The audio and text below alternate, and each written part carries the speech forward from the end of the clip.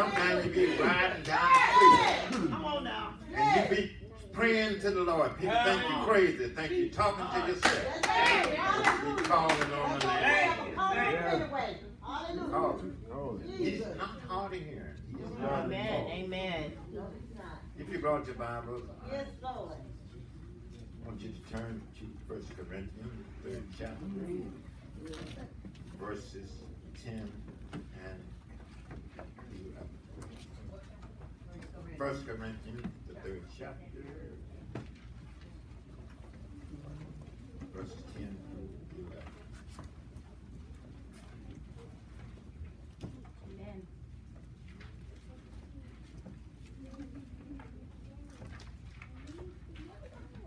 When you get it, say, man. Amen.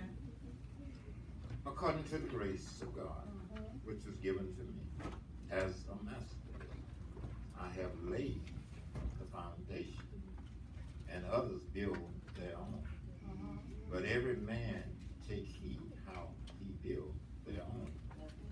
For other foundation can no man lay than that is laid, which is Jesus Christ. You may be seated. The theme is pastor having great responsibility. Amen. A pastor has a great responsibility. Yes, Lord. Because he cares for your life. He wants you to grow spiritually and prosper. Yes, Lord. Grow even in health as you prosper in this world. Yeah. Like a coach on a football team, he is responsible for the team performance. A pilot on a plane, he is responsible for that aircraft. A ship, the pilot on the ship is responsible for the people on the ship. Yes, Lord. I remember Paul once said, stay in the ship, and none will be lost. So stay in the church, none will be lost. Amen. The pastor has a great responsibility. And I was listening at the first song they were singing, Stand on the Word of God. So here Paul here is speaking to the church here at Corinth. Corinth was one of the worst churches there were. The church at Corinth was so corrupt. The people that didn't even go to church was talking about how they was going. So that church at Corinth was a corrupt church. Yes, it was. But Paul here telling them how they must build their abode. Then he spoke about according to the grace which was given to me. Grace that was given to me. Now what is grace? Grace is a temporary exemption. Yes, It is a pool favor. Yeah. It is mercy that has been pardoned. And so he said the grace which is given to me as a master builder. And so as a master building, we can't add to the word of God. We can just take it and build there upon. And I like that when you said standing on the word of God. See, sometimes we try to widen the word of God instead of building there upon. So they told me in school, say, sometimes you would take a text and you'll lay a foundation to build an Empire State Building on. And then you build a chicken coop. So you want to be a master. And I like that wise. See, we're not wise in our eyes. We're wise in the eyes of the Lord. And he spoke here about being wise, of being able to discern, having power to be able to see a vision of where you want to be and where you are going. So you need a wise person with you in the Word of God. Because I like what he just said there. He said, baby Alexander, I didn't know her. And I have been praying for her, but now I know her. But he spoke blessings upon her. And like I always said, blessings are spoken words. So he spoke blessings upon baby Alexander. You tell children they ain't gonna be nothing. and they will be faithful. They won't be none. But you tell them, you can do all things through Christ who strengthens you. If you want to be the president of the United States, if you study, you can be there. That's right. Because I found out if you seek the knowledge, That's right. the office will seek you. And so Amen. here Amen. Paul was speaking about himself, according to the grace of God, which was given unto me as a master builder. I have laid the foundation. Yeah. And the foundation is built upon Jesus Christ. That's right. No other way, all other way is seeking sin. Yeah. And see, and then it speaks about later on in there how you want to build upon this foundation. A long time ago, I used to always buy cheap stuff. And when I bought cheap stuff, I always had to replace it with stuff I should have bought in the beginning. You go down and buy a $99 VCR, and you know you should have invested $200 or $300. And then 2 or 3 years later, you go and buy the one you should have bought in the beginning. So it depends on how you want to build on this. Whether you want to build with gold, silver, precious stones, wood, hay, stubble, how? It depends on how you want to do it. And then see, your work is going to go before the Lord. What you put into it, you know, you just can't come to church and just don't put anything into it. And so here we are here to worship the Lord. Like I said so many times, you ask people why they come to church. We come to church to serve the Lord. No, you serve the Lord once you leave out these doors.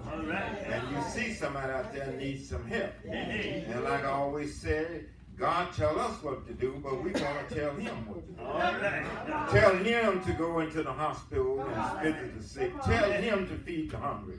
Tell him to help somebody in need when you have the resources yourself in your pocket. Being a wise master builder, having discernment. See, he saw a vision here that our church could be put here and everything fit just perfect, just like it was made for it. You know? So God gave the man the vision. And see, like I always say, you can't have too many heads in an organization. That's why you have a president and a vice president. And somebody said, well, my sister said they stay in their office. You got to know your office. You got to know your office. You can't be over here and you're a cook and you're over here telling the carpenters what to do. You know, you got to stay in your office. And you can't tell the pastor what to do. If you have an idea, suggest it to the pastor. Maybe this is gonna work. But when you go to tell the pastor what to work, he's gonna either listen at you or listen at the Lord.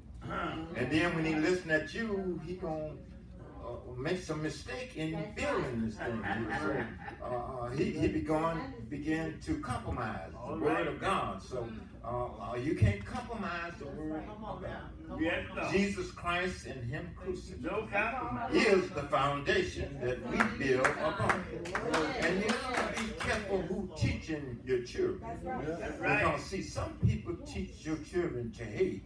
Because if I don't like you, then I'm going to teach my children to dislike you. And then they will go up going to hell right along with me. And then they will teach their children the same way.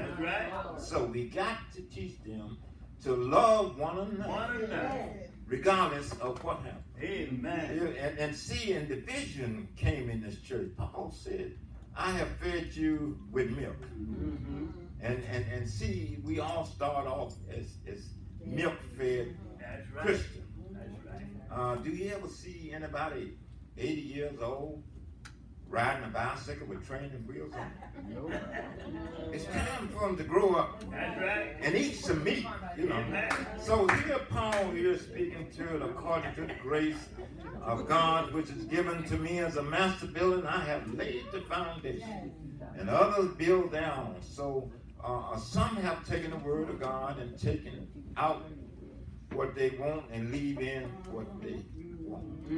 The word of God is not like a pot of gumbo. You take out what you don't like and leave in what you want. You have to eat the whole pot. So we building upon, I done lost my notes, so we have to build upon the word of God. Build upon the word of God. So God is concerned about it.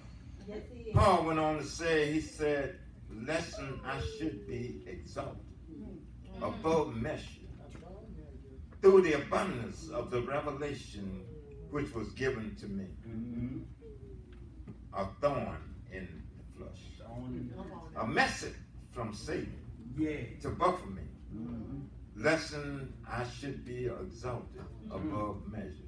God is going to put thorns in your flesh as we go through this life. Yes, Lord. And that thorn in your flesh may be your way to salvation. Because a whole lot of people can't pass that thorn in the flesh.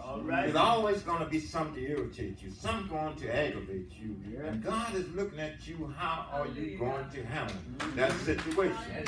And your situation may be me. And my situation may be you. But it depends upon how you're going to stand up on the word of God and be able to forgive and forget. Because the devil is always going to keep you in remembrance of what somebody did bad. When they saw Jesus, they never saw him as the Son of God. They would always tell him, this used to be the cotton. And everybody in your life can tell you what you used to be. But you shouldn't make a change. A mighty poor wind don't change. So we have to stand upon the word of God. And so here is how we build upon it. In this particular chapter, they was arguing over Paul and Cephas and Apollos and all of them. And Paul said, who are they? They're ministers. I'm a minister. So it ain't no big I and no little you in the word of God. We all of God's children. We all of God's workmen. We all are God's co-workers. And see, people will cause division. He preached better than you do. He sang better than you. He prayed better than you. But God has given to you that which you're supposed to do. And when you're working out of your office, then you over in somebody else's office. So you're not supposed to want to hinder that person because they can do something better than you. Because God have you to work in your office what you are to do.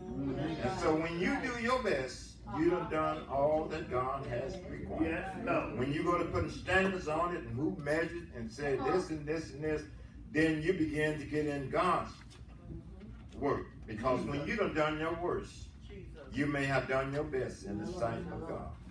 And so we got to do, he's talking about a builder. So it depends upon how, if you go and like I said earlier, I bought cheap stuff. Now if you want to invest into God, cheap stuff, you're going to be judged with cheap stuff. But if you want to invest in him, gold, you're going to receive gold. I was listening to him when he was talking about the children. I call my children, the children at St. Jude, I call them my children. Children that are born with cancer and don't even know what cancer is. Children today, some of them have to take medicine before they go to school. Have to take medicine while they're at school. And have to take medicine when they get home. How long can they treat this body with being drugged up and so forth? And I pray for these children because these children don't know anything about life. And you got to go to school numbed up because of your action or because of somebody else's action. So I love children, and I don't know why. I always said if I get to heaven, I guess he's going to put me over there with the children. I do love children. Amen. So here we're talking about a master. And as I leave to go to my seat, it was a saying, it was a woman. One day she had a son. And this lady was in her house. And she was cooking. And her son was in the basement. And she was upstairs cooking. And she found out she had ran out of some of her ingredients. And so she decided to go to the store to get a few things to put in her ingredients. And her son was downstairs playing in the basement, so she didn't want to disturb him. So she said, well, I'm going to run the store right quick. I'm going to put my apron on the door, and I'm going to run the store, and then I'm going to get the ingredients. I'm going to come back and finish cooking. And while she was going to the store, she was detained by someone else in the store, and the apron caught a fire. And when the apron caught a fire, then the kitchen, the house began to catch a fire. And while this house was burning, she was there in the store, not knowing that her house was on fire. Oh, no. And her son was downstairs in the basement. The son didn't know anything about the fire, because when fire burns, smoke don't go down, smoke goes up. And so she was at the store, and she heard all of the fire trucks and the sirens coming, and she said, there's a fire somewhere. And as she began to get back to her house, they wouldn't let her in her house, because they said, ma'am, your house is on fire. She said, yeah, but my son is downstairs. And she said, but yeah, you can't get him. So the son was there, and he saw a window up high, and he put a chair up to the window, and he began to jump up in the chair to see could he get out this window. And so he put the chair there, and he got up, and he wasn't tall enough to reach the window, so he went and got a phone book and put in the chair, and then that made him go a little bit higher. And so that wouldn't work, so he went and got a dictionary and put the dictionary on top of the phone book, and then he reached for the window, and he just barely made it. And then that was the only book that was left was the Bible. So he went and got the Bible and put the Bible in the chair and stood on the Bible and opened the window. And his mother asked him, said, son, how did you get out? She said, Mama, you always told me, said, as long as I stand on the word of God, I will be able to make it and get out of this situation. So that's what we have to do, is stand on the promise of God. Build on his foundation. Because there's no other foundation laid than Jesus Christ. And when he laid it, he sealed it when he went to the cross. On Calvary. He went to the cross, and he went there instead of my place. I believe one of them lashes should have been for me. But he taken them all, and he went, and he died, and they buried him. And then he rose again on the third day. And most of the people say early Sunday morning. He got out with all power in his hand. Went into hell and snatched the keys from the devil. So I got the keys to both life and death in my hand. So, old death, where is thy sting? Old victory, where is thy grave? God bless you and keep you.